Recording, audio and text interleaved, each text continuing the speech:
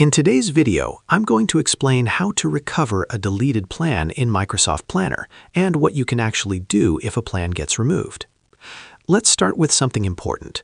Microsoft Planner does not have a built-in feature to fully recover a deleted plan.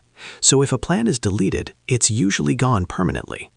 But don't worry, there are still a few things you can try and some smart ways to avoid this problem in the future. First, open your browser and log into your Microsoft 365 account. Then go to Microsoft Planner from your app list so you can check your existing plans. If you just deleted a plan by mistake, there's a small chance you can undo it immediately. Right after deletion, Planner sometimes shows an undo option. This only stays for a few seconds, so you have to act very quickly. If that option is no longer available, then unfortunately you won't be able to recover the plan directly inside Planner. At this point, your only option within Planner is to recreate the plan manually. That means setting up the tasks, labels, and structure again from scratch. Now, there is another approach you can consider. Some third-party tools offer backup and restore features for Planner data. If you had one of these set up before deleting the plan, you might be able to recover your data from there.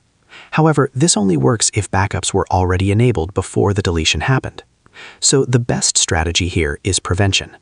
To avoid losing important plans in the future, make it a habit to back up your data regularly. You can export your tasks, keep copies in Excel, or use backup tools if your work is critical.